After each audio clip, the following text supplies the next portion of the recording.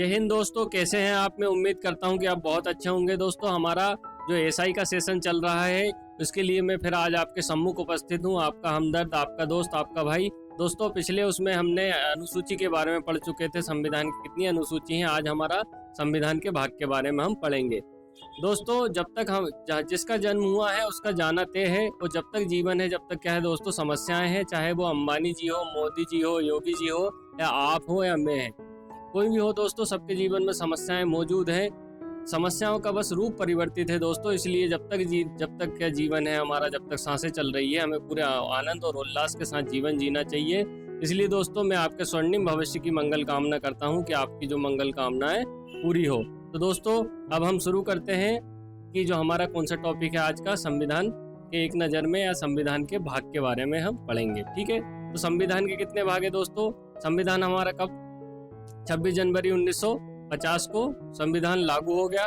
ठीक है, पिछले उसमें हमने अनुसूची के बारे में पढ़ा था दोस्तों। अनुसूची कितनी थी, 12 अनुसूचियां थी।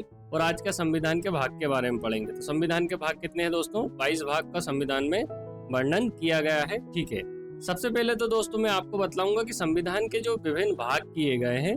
ठीक है, संविधान के जो विभिन्न भाग किए गए, इन भाग को करने की क्या आवश्यकता थी। ठीक है ना, कि आपसे पूछा जाए कि संविधान के भाग क्यों किए गए। संविधान के भाग इसलिए किए गए दोस्तों कि जो भारत है एक विविधता संपन्न देश है, जिसमें जनजातीय समुदाय भी है और जिसकी जनसंख्या भी काफी ज्यादा है, देश का आकार भी विशाल है। तो क्या है, संविधान का जब निर्माण किया गया था तो एक काफी लंबा संविधान हमने क्या किया है, निर्माण किया है। अब लंबा संविधान को एक आलेख में हम क्या कर सकते, नहीं लिख सकते, इसलिए उसके खंड करने की आवश्यकता या भाग करने की आवश्यकता होगी। इससे क्या होता है, स्पष्ट होता है दोस्तों कि जैसे मैंने आपसे कहा, आपके घर में, एक सामान्य घर में क्या होता है दोस्तों, इस प्रकार कमरे होते हैं, हॉल होता है, किचन होता है। ठीक है, तो इससे क्या हो, स्पष्ट होता है, स्पष्ट जानकारी मिल जाती है कि अगर हमें चाकू की जरूरत होगी तो हम किचन में जाएंगे। ठीक है, किसी को खाना खिलाना होता है तो हम हॉल में बैठ के खिलाएंगे, सोने के लिए हम कमरे का इस्तेमाल करेंगे। ठीक इसी प्रकार जो संविधान के भाग है, उससे क्या हो जाता है, किस भाग में क्या लिखा है, वहाँ पे उसके बारे में संपूर्ण जानकारी, उसमें क्या क्या संबंधित है, वो सभी चीजें क्या होती है, उसमें शामिल होती है। देखते हैं अब दोस्तों कि पहला भाग क्या है। ठीक है दोस्तों, कि अब आपको समझ में आया होगा कि संविधान के जो भाग करने की आवश्यकता क्यों महसूस की गई। तो संविधान के कितने भाग हैं, 22 भाग हैं। तो पहला भाग कौन सा है दोस्तों, संघ और उसका क्षेत्र। ठीक है, इसके कौन कौन से आर्टिकल 1 से लेके 4 तक का जो है संघ और उसका क्षेत्र। इसमें दो बातें हैं दोस्तों, एक क्या है संघ और दूसरा क्षेत्र।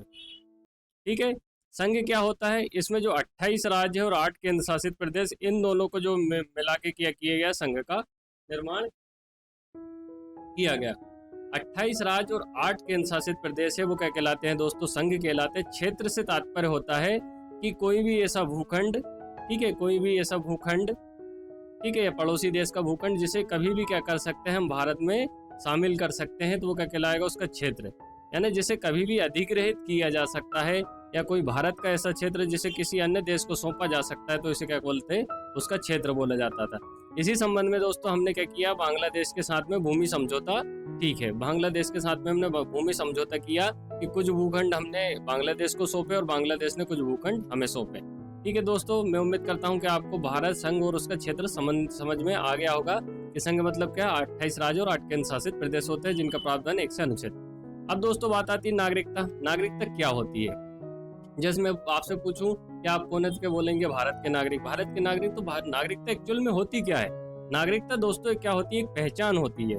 ठीक है, पहचान होती है, ठीक है, या एक आइडेंटिटी होती है। पहचान से ऐसा तात्पर्य लीजिए दोस्तों कि जब हम मामा के गांव जाते हैं, ठीक है, मामा के गांव जाते हैं, तो हमारी पहचान, जब हम बच्चे थे तो हमारी पहचान क्या, मम्मी के नाम से होती थी, हमारी माता जी के नाम से होती थी कि ये राधा का लड़का है, या ये मालती का लड़का है, ये पार्वती का लड़का है। तो वो क्या होती थी, मामा के गांव में हमारी पहचान क्या रहती थी, मम्मी के नाम से होती थी।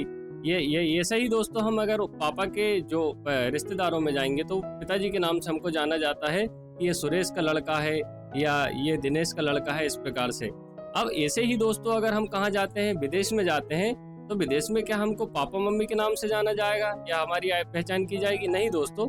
वहाँ पे क्या होगी, हमारी जो पहचान रहेगी वो क्या रहेगी, भारतीय रहेगी या इंडियन रहेगी। वहाँ हम क्या बोलेंगे, कोई हमसे पूछेगा तुम कौन हो, तो हम क्या बोलेंगे कि हम इंडियन है या भारतीय हैं।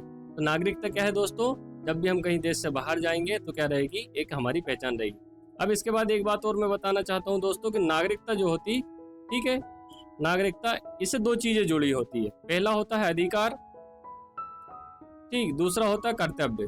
ठीक है, नागरिकता से दो चीजें जुड़ी होती है, पहला होता है अधिकार, होता है दूसरे कर्तव्य। अधिकार से इस प्रकार के आप भारत के नागरिक हैं तो आपको बहुत से अधिकार दिए गए, मौलिक अधिकार प्रदान किए गए, जिसमें चुनाव में वोट देने का अधिकार आपको है, बोलने का अधिकार है, कहीं भी घूमने का अधिकार है, व्यापार करने का अधिकार है, ये अधिकार है।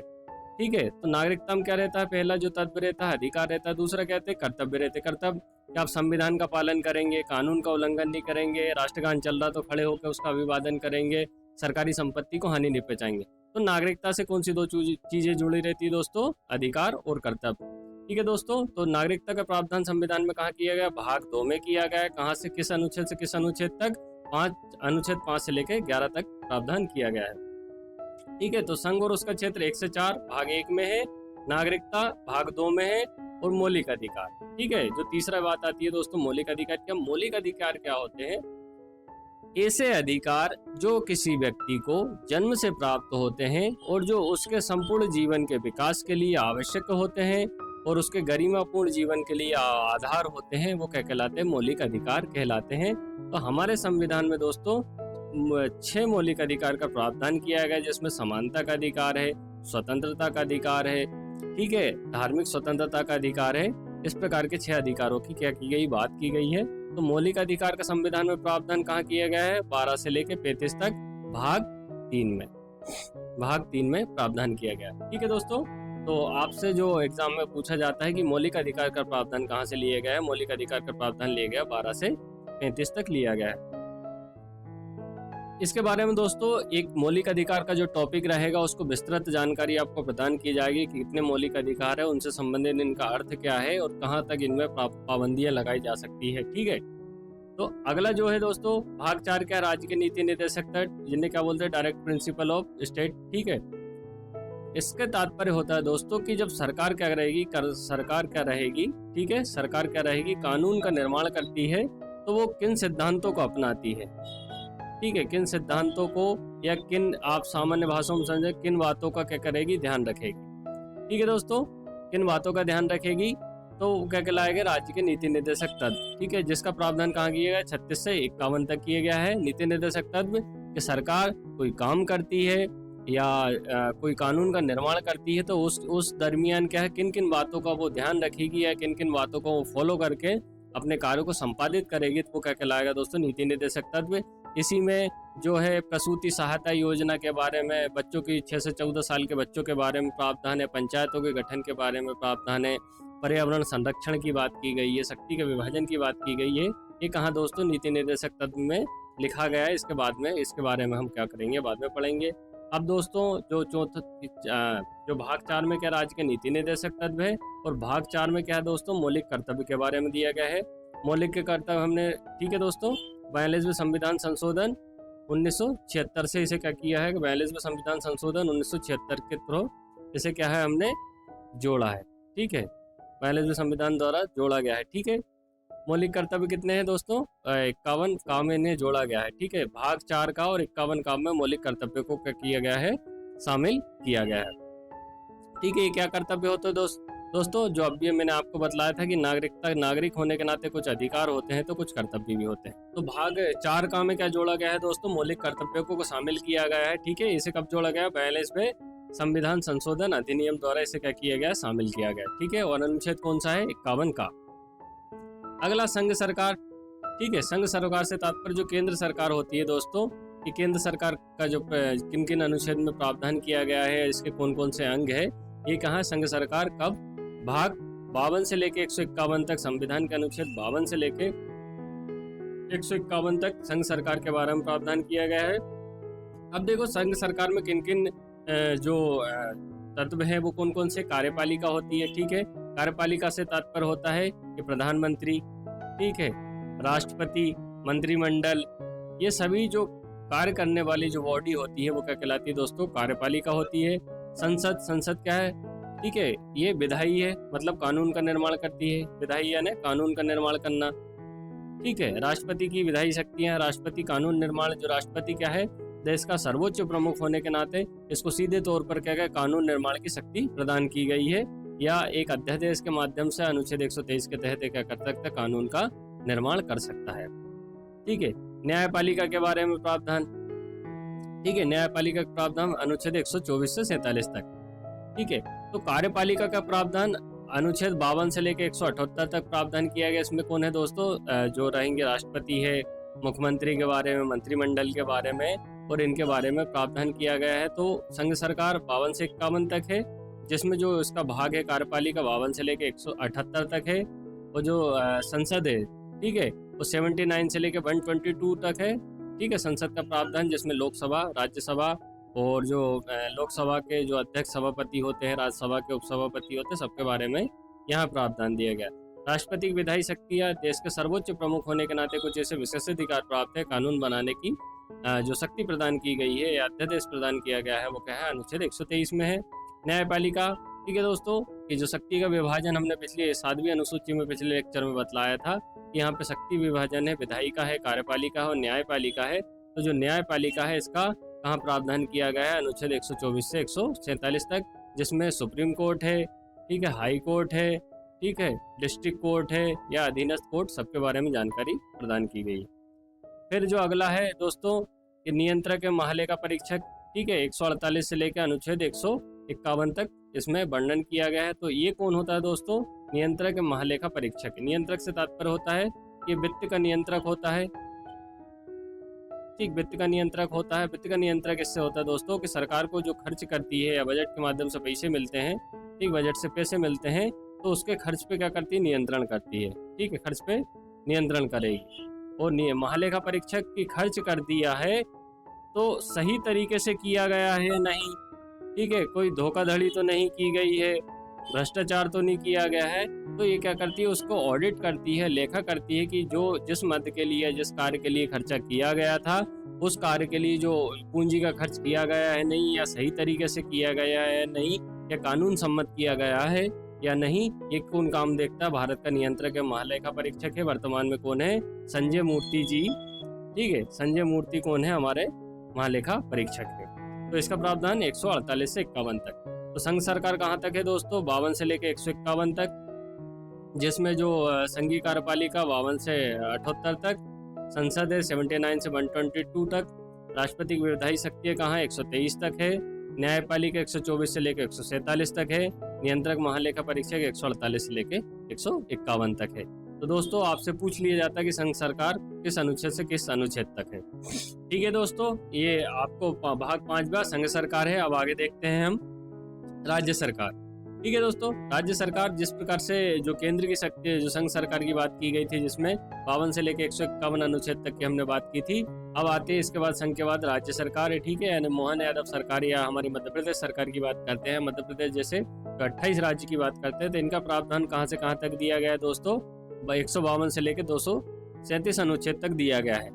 जिस प्रकार से जो संघ सरकार में विभाजन किया गया था, वहाँ कार्यपालिका थी, विधानमंडल था, राज्यपाल की विधायी शक्तियाँ थी, उच्च न्यायालय, अधीनस्थ न्यायालय का प्रावधान था। ठीक है, तो ऐसे ही राज्य में भी क्या है, राज्य में भी वैसे ही क्या किया, बंटवारा किया गया है। तो सामान्य जो राज्य सरकार के बारे में कह दिया गया है कि एक राज्य, ठीक है, राज्य सरकार के बारे में 152 अनुच्छेद में दिया गया है। जो राज्य की कार्यपालिका मतलब मुख्यमंत्री जो मोहन यादव सरकार है या जो नीतीश कुमार सरकार है, उनके बारे में 153 से लेकर 167 तक का प्रावधान किया गया है। विधानमंडल मतलब जो हमारा विधानसभा होती है, उसके बारे में 168 से लेकर 212 तक प्रावधान किया गया है। राज्यपाल की विधायी शक्तियाँ, जैसे केंद्र में राष्ट्रपति को, प्रेसिडेंट को प्रावधान था कि वो अपनी पद की गरिमा के अनुरूप क्या होता है, एक कानून का निर्माण कर सकता है। ऐसे ही राज्य का सर्वोच्च कौन होता है दोस्त, तो राज्यपाल होता है। तो राज्यपाल को राज्य में क्या होता है, अधिकार प्रदान होता है कि वो कानून का निर्माण अनुच्छेद 223 के अध्यादेश के द्वारा, ठीक है, अध्यादेश के द्वारा कानून का निर्माण कर ले। ठीक है, तो राज्यपाल की विधायी शक्तियाँ 213 में हो। ठीक है, उच्च न्यायालय का प्रावधान जो केंद्रीय स्तर पर हमने देखा कि सुप्रीम कोर्ट था, तो राज्य स्तर पर कौन होता है दोस्तों, हाई कोर्ट होता है। ठीक है, राज्य स्तर पर कौन होता है, हाई कोर्ट होता है। तो उच्च न्यायालय का प्रावधान क्या दिया गया है, 214 से लेकर 232 तक में प्रावधान किया गया है। हाई कोर्ट के नीचे कौन होते हैं, ये हमारे जिला स्तर पर या कौन होते हैं, अधीनस्थ न्यायालय होते हैं। ये किसके, उच्च न्यायालय के अंडर में काम करते हैं। ठीक है, तो इनका प्रावधान कहाँ 233 से लेकर 237 तक।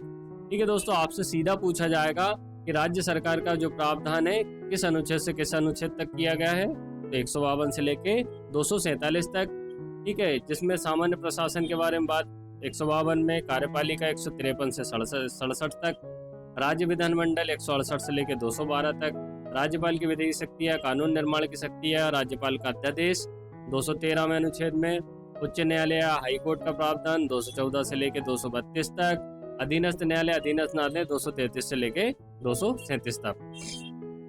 अब आगे देखते हैं हम, अगला भाग 6 हो गया। अब भाग 7वें भाग की बात की गई है, इसमें अनुसूची भाग के बी को ये हटा दिया गया है। ठीक है दोस्तों, ये निरस्त कर दिया गया। अब बात आती है जो भाग 8वें के बारे में। भाग 8 क्या है? संघ राज्य क्षेत्र। संघ राज्य क्षेत्र से तात्पर्य होता है दोस्तों जो इसमें यूनियन टेरिटरी जिसे कहा जाता है। वर्तमान में भारत के कितने संघ राज्य क्षेत्र है? 8, जिसमें से 2 में विधानसभा है। ठीक है, दिल्ली में विधानसभा है और जम्मू कश्मीर। ठीक है, इसमें 2 विधानसभा। संघ राज्य क्षेत्र दोस्त ऐसे होते हैं कि जहाँ पे संघ राज्य क्षेत्र ऐसे होते हैं जहाँ पे क्या रहती है, केंद्र सरकार क्या रहता है, नियंत्रण रखती है। केंद्र सरकार के सीधे नियंत्रण में होता है। यहाँ पे जो चंडीगढ़ हुआ जैसे, ठीक है, चंडीगढ़ में क्या हुआ है, केंद्र सरकार क्या करती है, एक प्रशासक की नियुक्ति करती है या एक व्यक्ति को भेजती है जो उनका केंद्र सरकार का प्रतिनिधि होता है। ठीक है, तो केंद्र सरकार कितने जो संघ राज्य क्षेत्र या यूनियन टेरिटरी कितने हैं? 8 है। इनके बारे में संविधान के भाग 8 में प्रावधान किया गया है। किस अनुच्छेद से किस अनुच्छेद तक किया गया है? 239 से लेके 242 तक किया गया है। 239 से लेके 242 तक। ठीक है दोस्तों, याद रहेगा आपको। अब आगे देखते हैं। अब जो भाग 9 है ये पंचायतें हैं। ठीक है दोस्तों, इसके बारे में मैंने आपको पिछले लेक्चर में और बतला दिया था कि 73वें संविधान संशोधन और 74वें संविधान संशोधन 1992-93 के तहत इनको क्या जोड़ा गया था। ठीक है, अनुच्छेद कितना 243 से लेकर 243 तक। जो 73वें संविधान संशोधन की बात की जाती है दोस्तों, जिसमें पंचायतों के बारे में दिया गया है, वो 243 अनुच्छेद 243 से लेकर 243 तक वो है कि किस प्रकार पंचायतों का गठन किया जाएगा, सरपंच का चुनाव कैसे होगा, सरपंच के चुनाव के कराने वाली बॉडी कौन सी होगी, या पंचायतों के कौन कौन से काम रहेंगे, उसके बारे में भाग 9 में प्रावधान किया गया है। कहाँ किया गया? भाग 9 में प्रावधान किया गया है। तो पंचायतें भाग 9, पंचायतें भाग 9। ठीक है दोस्तों, अब जो भाग 9 काम में क्या है, नगरपालिका के बारे में, इसे 74वें संविधान संशोधन द्वारा जोड़ा गया है। 243 से लेके ZD। ठीक है, 243 से लेके ZD का प्रावधान। यहाँ मैं आपको एक बात और फिर बताता हूँ दोस्तों कि ये जो पंचायतें और नगर पालिका है त्रिस्तरीय बात की गई है। ठीक है, त्रिस्तरीय पंचायती राज व्यवस्था की हमने कहा है इसको लागू किया है, जिसमें एक रहेगी ग्राम पंचायत, ठीक है, जनपद पंचायत और जिला पंचायत।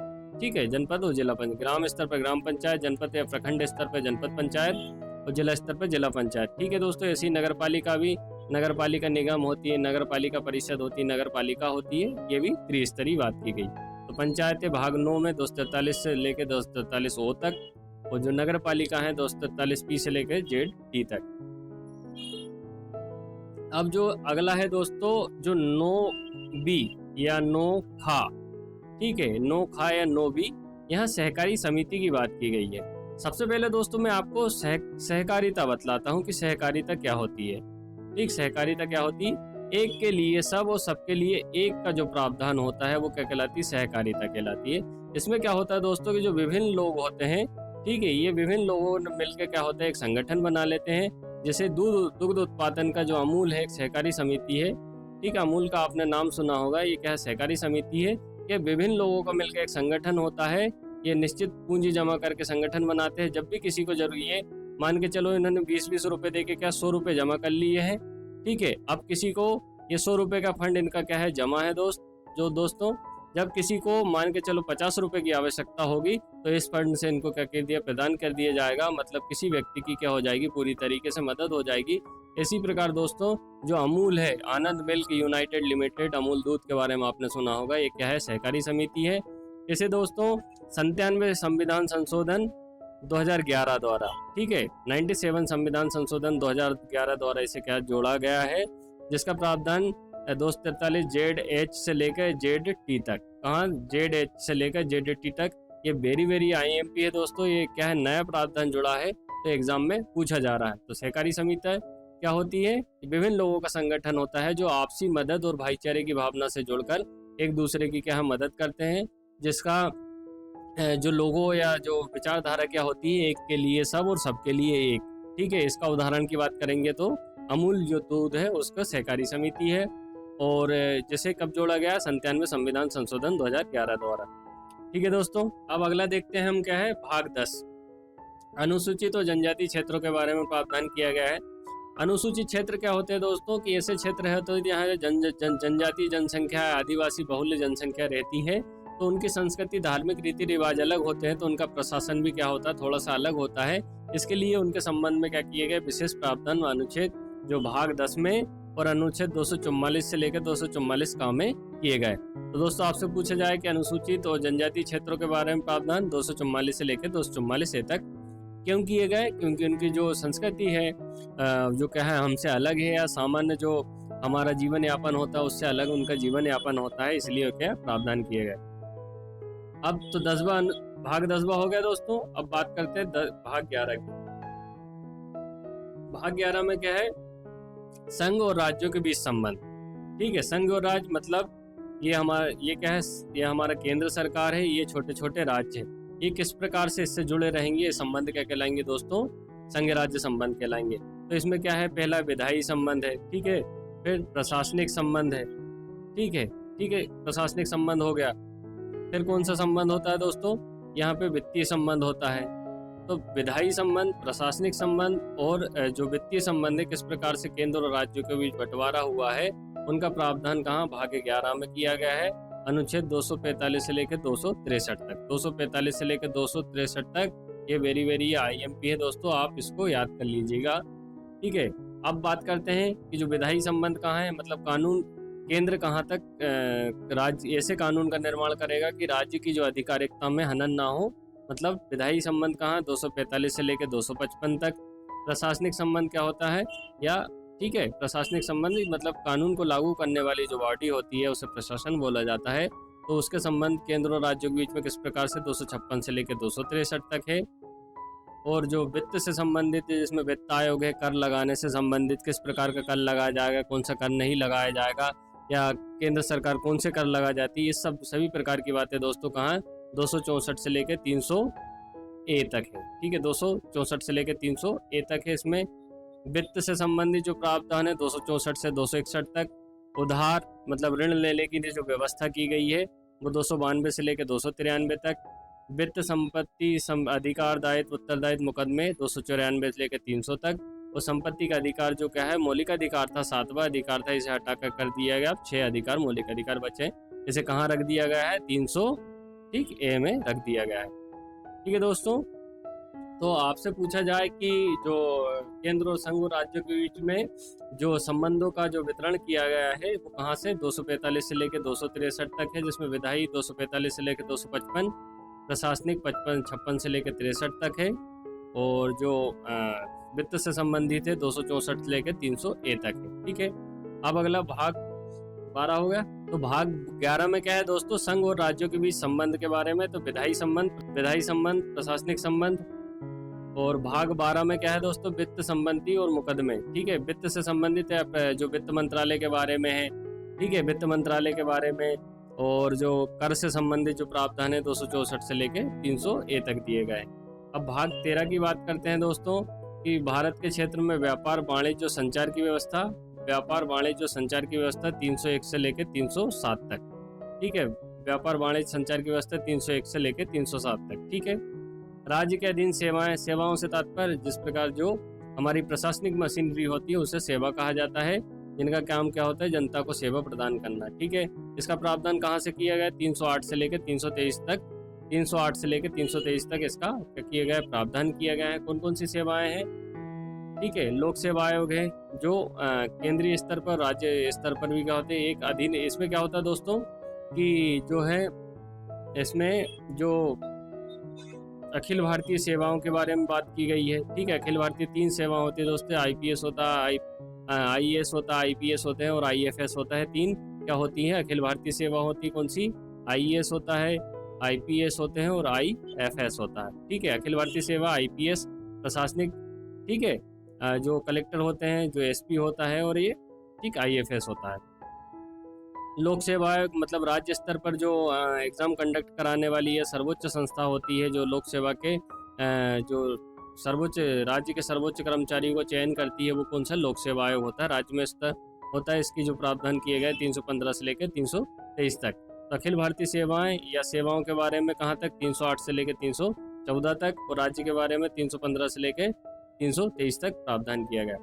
अब आता है कि भाग 14A, भाग 14A न्यायाधिकरण। न्यायाधिकरण क्या होता है दोस्तों, कि ये विशेष प्रयोजन के लिए, विशेष प्रयोजन के लिए इनका क्या किया गया, गठन किया जाता है, ठीक है, गठन किया जाए, विशेष प्रयोजन के लिए इनका गठन किया जाता है। जैसे कि अगर जो हमारे सर्वोच्च प्रशासनिक मशीनरी है, अगर वो कहीं पे कोई क्या कहती कानून का उल्लंघन कर देती है, कर्तव्य कानून का उल्लंघन कर देती है, या कर्तव्य का निर्वहन नहीं करती है, तो उसके लिए जो क्या है विशेष संस्था गठित किया जाएगा। तो उसे क्या कहा जाता है, भारतीय प्रशासनिक प्राधिकरण, भारतीय प्रशासनिक प्राधिकरण, ठीक है।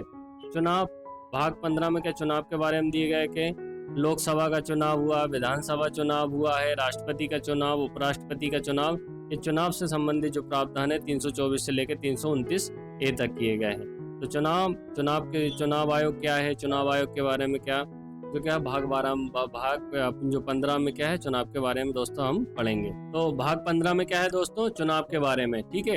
ये क्या है, पूरा एक टॉपिक है दोस्तों, जिसमें हम क्या बाद में इसमें क्या हो गए और विस्तृत रूप से इसमें क्या करेंगे, चर्चा करेंगे।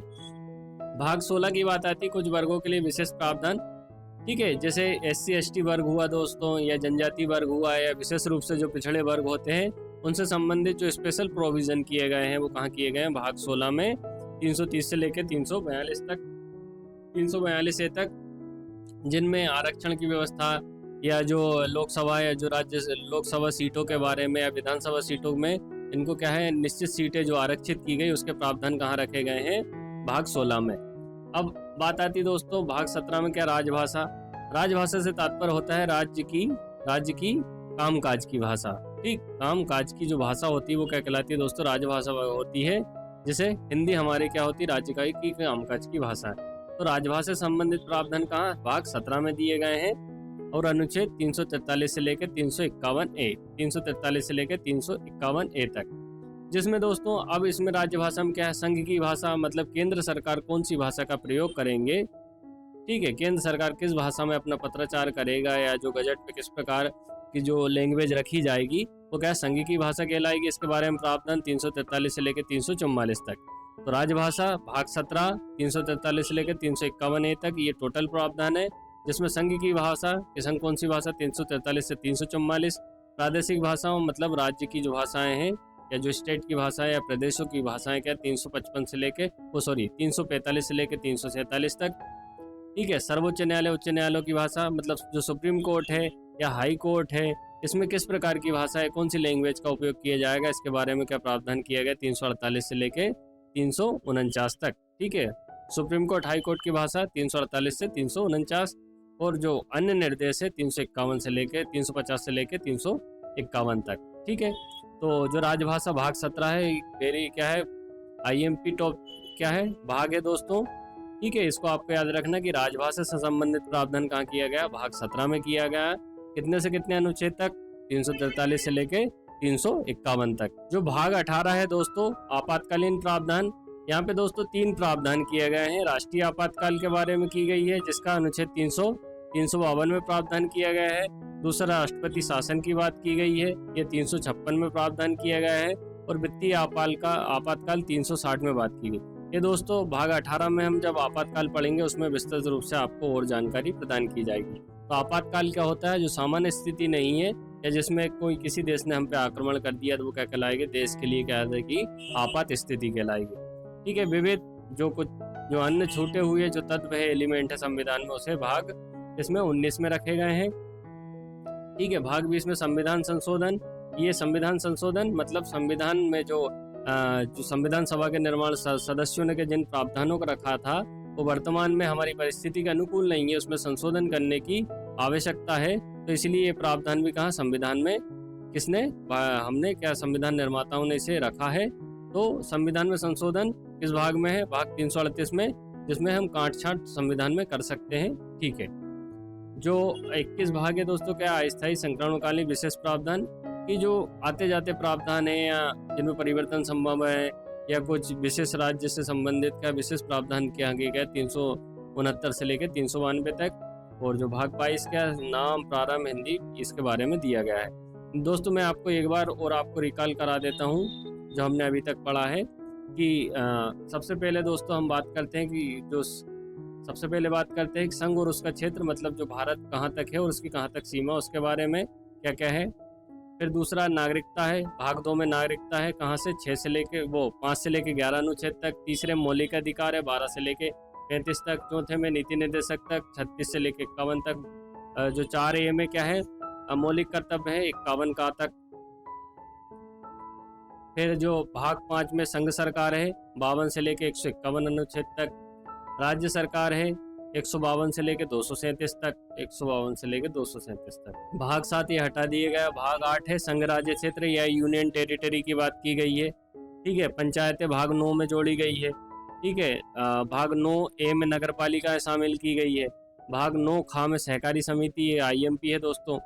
भाग 10 में क्या, अनुसूचित जनजाति के बारे में 244 का में वर्णन किया गया है। और भाग 11 में दोस्तों संघ और राज्यों के बीच संबंध रहेंगे, विधायी संबंध और प्रशासनिक संबंधों की बात की गई है। भाग 12 में वित्त से संबंधित जो रहेंगे या उसके बारे में प्रावधान 264 से लेकर 300 तक। जो भाग 13 में रहेंगे भारत में व्यापार, वाणिज्य और संचार से संबंधित। भाग 13 में 14 में संघ और राज्यों की अधीन सेवाएं, ठीक है, जो प्रशासनिक मशीनरी होती है उसके बारे में, जिसमें अखिल भारतीय सेवाएं, लोक सेवा आयोग, इसके बारे में। भाग 14A में क्या, न्यायाधिकरण, मतलब जो विशेष न्याय के लिए जो गठित किए जाते हैं थोड़े थोड़े समय के लिए, उन्हें क्या बोला जाता है, न्यायाधिकरण कहा जाता है। ठीक है, जैसे प्रशासनिक प्राधिकरण। चुनाव कहाँ, भाग 15 में 324 से लेकर 329 से। भाग 16 में वर्गों के लिए विशेष प्रावधान 330 से 342 से। राजभाषा 17 में 343 से 351। भाग 18 आपातकालीन। भाग 20 संविधान संशोधन। ठीक है दोस्तों, मैं उम्मीद करता हूं कि आप इसे जल्द से जल्द याद कर लेंगे क्योंकि एग्जाम में पूछा जाता है। अब दोस्तों हम देखते हैं कि जो संविधान से संबंधित जो महत्वपूर्ण अनुच्छेद कौन कौन से हैं जो आपको काफ़ी सारे एग्जाम में पूछा जाता है और आपके SI के एग्जाम में भी क्या पूछे जाने की संभावना मौजूद है। तो अनुच्छेद 1 में क्या लिखा है, संघ का नाम, मतलब भारत और भारत की कहाँ तक सीमा, इसके बारे में लिखा गया है। ठीक है, IMP है। भाग अनुच्छेद 3 में क्या लिखा है, नए राज्यों के निर्माण और मौजूदा राज्यों के क्षेत्र सीमाओं नामों में परिवर्तन। ठीक है दोस्तों, जैसे मध्य प्रदेश से छत्तीसगढ़ बना तो छत्तीसगढ़ किस सीमा तक इसका विभाजन किया गया और क्या नाम रखा गया, ये सब कहाँ दिए गए, 3 में दिया गया। मौलिक अधिकार जिसके बारे में जानकारी और इन्हें कम लागू करने वाले कानून कहाँ, 13 अनुच्छेद में दिया गया है कि मौलिक अधिकार किस सीमा तक लागू होंगे और कानून उसका कहाँ तक अतिक्रमण करेंगे। भाग 14 में विधिक समक्ष समानता। ठीक है, कानून के समक्ष क्या है, सभी हम क्या है, समान है, ये बात कहाँ लिखी गई, भाग 14 में। 16 में क्या है, लोक नियोजन के मामलों में अवसर की समानता कि जो सरकारी वैकेंसी है उसमें कोई भी व्यक्ति फॉर्म डाल सकता है। ठीक है, वो निर्योग नहीं है। अस्पृश्यता को उन्मूलन, अस्पृश्यता तात्पर्य होता है दोस्तों किसी एक जो समाज के एक वर्ग विशेष से लंबे समय से एक हीनताजनक जो व्यवहार किया जाता है उसे अस्पृश्यता कहा जाता है। इसके खत्म करने की दोस्तों बात की गई है। 19 में स्वतंत्रता का अधिकार, बोलने की स्वतंत्रता के बारे में बतलाया गया है।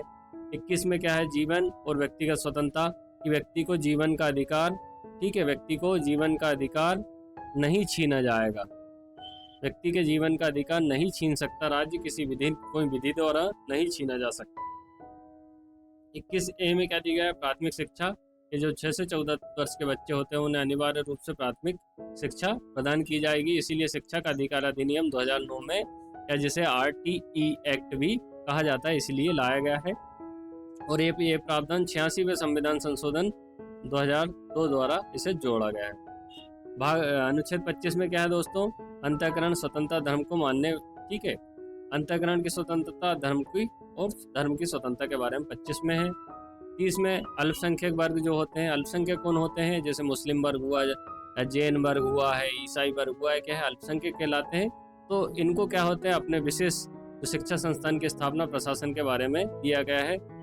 इसीलिए दोस्तों हम देखते हैं कि सेंट पॉल, सेंट फ्रांसिस ये स्कूल ज़्यादा मिलते हैं क्योंकि अल्पसंख्यकों को अपनी जो शिक्षा संस्थान स्थापना करने का प्रावधान किया गया है। 31 में क्या है, नीति निर्देशक तत्वों को लागू करने और कानूनों की सुरक्षा। 32 में मौलिक अधिकारों को लागू करने के उपचार, जो 5 रिट के बारे में अनुच्छेद 32 में दिया गया है। 38 में लोगों के कल्याण को बढ़ावा देने के लिए राज्य द्वारा सामाजिक व्यवस्था सुनिश्चित करना। ठीक है, राज्य का क्या काम है, कल्याण को बढ़ावा देगी और सामाजिक व्यवस्था बनाएगी। कहाँ लिखा गया 38 में, ये वेरी वेरी IMP है दोस्तों। ठीक है, इसी में समान काम के लिए समान मजदूरी, ठीक, समान कार्य के लिए समान मजदूरी प्रावधान है। 40 में ग्राम पंचायतों गठन की बात की गई है। ठीक है, अनुच्छेद 40 ग्राम पंचायतों गठन का प्रावधान कहाँ नीति निर्देशक तत्वों में किया गया है। फिर बाद में हमने क्या 73वां संविधान संशोधन लाए। भाग 44 में नागरिकों एक समान नागरिक संहिता। समान नागरिकता से संबंध होता है दोस्तों कि विवाह, तलाक या गोद लेने से संबंधित जो कानून है क्या होते हैं, सभी धर्मों के लिए क्या होंगे, सभी धर्मों के लिए क्या होंगे, समान होंगे। क्या होंगे, विवाह, तलाक, गोद लेना से जो कानून होते हैं कि अभी मुस्लिमों में अलग है, हिंदुओं में अलग है, ईसाई में अलग है, पारसी में अलग है, ऐसा ना होकर क्या होंगे, वो कह रहेंगे सभी धर्मों के क्या समान रहेंगे। ये लागू करने वाला गोवा के बाद, ठीक है, उत्तराखंड दूसरा राज्य है। समान नागरिक संहिता अध्यादेश ला के लागू करने वाला उत्तराखंड क्या हो गया, दूसरा राज्य हो गया। फिर 45 में क्या है, 6 से 14 वर्ष के कम उम्र के बच्चों के लिए प्रारंभिक बाल अवस्था शिक्षा की बात की गई है। 46 में अनुसूचित जाति, जनजाति और अन्य कमजोर वर्गों के लिए आर्थिक शिक्षा से संबंधित और आर्थिक से संबंधित बढ़ावा देने के। याद रखना दोस्तों कि अनुसूचित जाति और जनजाति और OBC इनकी शैक्षणिक और आर्थिक हितों की बात 46 में, नीति निर्देशक तत्वों में 46 में। 50 में क्या है, न्यायपालिका और कार्यपालिका को अलग, ठीक है, विभाजन की बात करता है। ठीक है, विभाजन की बात करता है, न्यायपालिका और कार्यपालिका क्या रहेगी, अलग।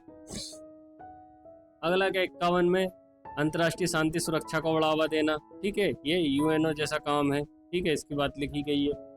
51 मौलिक कर्तव्य जोड़े, रूस के संविधान से हमने मौलिक कर्तव्य लिए। कर्तव्य क्या है, आपकी ड्यूटीज होती है। जो 72 में क्या है, राष्ट्रपति की क्षमादान की, निलंबन, राहत, सजा कम करने की शक्ति, इसको बाद में और बतलाया जाएगा दोस्तों। 74 में मंत्रिपरिषद राष्ट्रपति को सलाह सहायता। ठीक है, कि मतलब मोदी जी अगर कोई काम करते हैं तो वो कौन, राष्ट्रपति को कह देंगे, सलाह देंगे कि मैं ये काम कर रहा हूँ। ठीक है, लिखित सूचना दी जाती है। 38 में प्रधानमंत्री के कर्तव्य। ठीक है, प्रधानमंत्री मतलब मोदी जी व्यक्तिगत रूप से, ठीक है, ये राष्ट्रपति को अपनी जानकारी प्रदान करे कि ये काम हमारे द्वारा संचालित किया जा रहा है। धन विधेयक होता है दोस्तों। ठीक है, 110 में 112 में बजट के बारे में, वार्षिक वित्तीय विवरण जिसे कहा गया है। 123 के बारे में अभी हम क्या डिस्कस कर चुके हैं कि राष्ट्रपति को सर्वोच्च प्रमुख होने के नाते कानून बनाने की शक्ति प्रदान की गई है 123 में। 143 के तहत राष्ट्रपति न्यायालय से परामर्श, कि राष्ट्रपति को जब आवश्यक लगता है, ठीक है, कि राष्ट्रपति को क्या होता है कि जैसे हम हमारे दोस्तों से सलाह लेते हैं, ठीक है, विपरीत परिस्थितियों में, वैसे ही क्या राष्ट्रपति के सम्मुख अगर कोई विवाद का उत्पन्न हो जाता है, द्वंद्व की स्थिति आती है, तो सुप्रीम कोर्ट से क्या रहता है, न्यायिक परामर्श ले सकता है, सलाह ले सकता है। 155 राज्यपाल की नियुक्ति के बारे में। 161 राज्यपाल जिस प्रकार से केंद्र में राष्ट्रपति के बाद क्षमादान की शक्ति होती है, इस प्रकार 161 में क्या होता है, राज्यपाल को भी राज्य का क्षमादान की शक्ति प्राप्त होती है। 163 में मंत्रिपरिषद द्वारा राज्यपाल को सलाह देना, मतलब जो मोहन यादव सरकार रहेगी वो क्या राज्यपाल को सूचित करेगी कि हम ये काम कर रहे हैं। ठीक है, 167 में मुख्यमंत्री कर्तव्य। मुख्यमंत्री जो व्यक्तिगत रूप से मोहन यादव जी है, ये किसको, राज्यपाल को सलाह देंगे कि हम ऐसा कर रहे हैं तो ठीक है, या मैं ऐसा कर रहा हूँ, उसकी जानकारी प्रदान करना। 169 में राज्यों के विधान परिषदों को उन्मूलन और सृजन, राज्य की विधानसभा, ठीक है, हमारे मध्य प्रदेश में विधानसभा, उसको किस प्रकार से निर्माण किया जाएगा, किस प्रकार से विधान परिषद का निर्माण किया जाएगा, किस प्रकार से इसका समाप्त की जाएगी, उसके बारे में। अनुच्छेद 200 में राज्यपाल के विधेयक पर अनुमति। ठीक है, 2 से 13 राज्यपाल का अध्यादेश, राज्य के प्रमुख होने के नाते जैसे केंद्र में राष्ट्रपति अध्यादेश या कानून निर्माण करता है, सही राज्य में राज्यपाल को। 226 में रिट, जैसे सुप्रीम कोर्ट में 32 के तहत और हाई कोर्ट में 226 के तहत। और 239 ये दिल्ली के लिए संबंधित विशेष प्रावधान है। 249, हाँ दोस्तों, ये विशेष जो वेरी IMP के राष्ट्र हित में राज्य सूची में विषय में संसद की शक्ति। दोस्तों मैंने आपको बतलाया था कि राज्य सूची में कानून बनाने का अधिकार किसको है, राज्य सूची में उनको है, राज्य सरकार को। राज्य सूची में कानून बनाने का अधिकार किसे है, राज्य सरकार को। लेकिन अगर राष्ट्रीय हित की जब कहीं बात हो जाती है या कोई ऐसा मुद्दा उत्पन्न हो जाता है, तो वहाँ पे संसद या केंद्रीय सरकार भी क्या करती है, राज्य सूची के विषय में कानून निर्माण कर सकती है। ये बात कहाँ ली गई? 249 में वेरी वेरी IMP है। अगला है दोस्तों 262 में क्या है? अंतर्राज्यीय नदी घाटियों से संबंधित जल विवादों का निपटान। जब कृष्णा गोदावरी विवाद हुआ या कावेरी विवाद हुआ तो ये क्या होगा? इस प्रकार के विवादों, राज्यों के मध्य विवादों को निपटाने के लिए क्या किया गया है? क्या हुआ? अंतर्राज्यीय नदी विवाद न्यायाधिकरण की स्थापना की बात की गई है। अंतर्राज्यीय परिषद 263 में राज्यों के मध्य सामंजस्य बनाए रखना, मेलजोल बनाए रखना, सहयोग बनाए रखने के लिए अंतर्राज्यीय परिषद का प्रावधान किया गया है। 265 में कानून के अधिकार के बिना कर नहीं लगाने का प्रतिबंध है कि कर भी अगर लगाया जाएगा तो वो कानून के अनुकूल होना चाहिए। ठीक है, कानून के अनुकूल होना चाहिए। अगर कानून के अनुकूल नहीं है तो उसे समाप्त कर दिया जाएगा। 275 में राज्य को अनुदान कि केंद्र सरकार जो है, केंद्र सरकार ठीक है, इसका बजट बड़ा होता है, राज्य छोटे छोटे हैं, तो केंद्र सरकार समय समय पे इनके कहते फंड प्रदान करती रहती है योजना विकास के लिए। तो इसके बारे में 275 में प्रावधान। 280 में वित्त आयोग का प्रावधान दिया गया है। एक पूरा टॉपिक है दोस्तों, इसे हम बाद में पढ़ेंगे। अनुच्छेद 300 मुकदमे और कार्यवाही। 300A में क्या? संपत्ति के अधिकार का संरक्षण कानून के अधिकार के बिना वंचित नहीं किया जा सकता। दोस्तों संपत्ति का अधिकार पहले हमारे क्या मौलिक अधिकार था, मौलिक अधिकार 7 थे, परंतु इसे हटा दिया गया 44वें संविधान संशोधन द्वारा। तो अब क्या हो गया? वैधानिक अधिकार ही बचा है। तो इसे कहाँ रखा गया है? 300A में रख दिया गया है। 311 में संघ राज्यों के अधीन सिविल पदों की नियुक्ति व्यक्तियों के हटाने का ठीक है। 312 में अखिल भारतीय सेवाएं 3 सेवाएं हैं दोस्तों। IAS होता है, IPS होते हैं और IFS होता है। ठीक है। 315 में संघ और राज्यों की लोक सेवा आयोग। केंद्र में कौन था? संघ लोक सेवा आयोग होता है केंद्र में। मध्य प्रदेश में कौन? MPPSC है। ठीक है, इनके बारे में प्रावधान कहाँ? 315 में। 320 में लोक सेवा आयोग के कार्य, ठीक है, मतलब इनके क्या काम रहेंगे, ये दिया गया है। 323 में प्रशासनिक प्राधिकरण, मतलब कोई अधिकारी वर्ग में के नियुक्ति या चयन से संबंधित या किसी प्रकार का विवाद उत्पन्न होता है तो उसका न्यायाधिकरण न्याय करने के लिए जिस प्रकार की अस्थायी जो बॉडी जो किया जाता है, न्याय किया जाता है, उसे क्या कहा जाता है? न्यायाधिकरण कहा जाता है। 324 में चुनाव आयोग का पर्यवेक्षण, निर्देशन, नियंत्रण के बारे में निर्वाचन आयोग की बात की गई है। 330 में लोकसभा सीटों का अनुसूचित जनजातियों के लिए आरक्षण की बात 330 में। 335 में अनुसूचित जाति जनजाति सेवाओं और पदों पर दावा। ठीक है। 352 ये IMP है दोस्तों कि राष्ट्रीय आपातकाल की घोषणा या राष्ट्रीय आपातकाल के बारे में 352 में है। 356 में राज्यों में संवैधानिक तंत्र विफलता की स्थिति में, जिसे राष्ट्रपति शासन कहा जाता है। 352 राष्ट्रीय आपातकाल, 356 राष्ट्रपति शासन, 360 वित्तीय आपातकाल। ठीक है, ये 3 आपातकाल की मैंने आपको बतलाया था दोस्तों अभी कि 3 आपातकाल है, जिसमें 352 में राष्ट्रीय आपातकाल और 356 में राज्यों के संवैधानिक तंत्र विफल होने पर, जिसे क्या बोला जाता है? राष्ट्रपति शासन। 360 में वित्तीय आपातकाल। अब जो 365 है दोस्तों, इसमें क्या लिखा है कि संघ जब केंद्र सरकार कोई निर्देश देती है और राज्य उसे लागू नहीं करती है, ठीक है, तो इसके संबंध में क्या कर रहे हैं? क्या केंद्र सरकार राज्य को अपने नियंत्रण में लेती है, राष्ट्रपति शासन वहाँ पे लगा दिया जाता है। 368 ये IMP है दोस्तों। 368 के संविधान संशोधन के बारे में बात की गई है। किसकी शक्ति है? संसद को शक्ति प्रदान है। ठीक है। 370 जम्मू कश्मीर के संबंध में अस्थायी प्रावधान है, जिसे क्या कर दिया? हटा दिया। धन्यवाद दोस्तों। अगर हमारा सेशन आपको बहुत अच्छा लग रहा हो तो कृपया लाइक कीजिएगा, कमेंट कीजिएगा और सब्सक्राइब कीजिएगा, और आपके जो दोस्त हैं तैयारी कर रहे हैं उन्हें जल्द से जल्द शेयर कीजिएगा। दोस्तों मैं ईश्वर से प्रार्थना करता हूं कि आपकी जो हर कामना मनोकामना पूर्ण हो और जल्द से जल्द आप सफलता आपका वरण करें। धन्यवाद दोस्तों, मिलते हैं जल्द नेक्स्ट वीडियो में। धन्यवाद।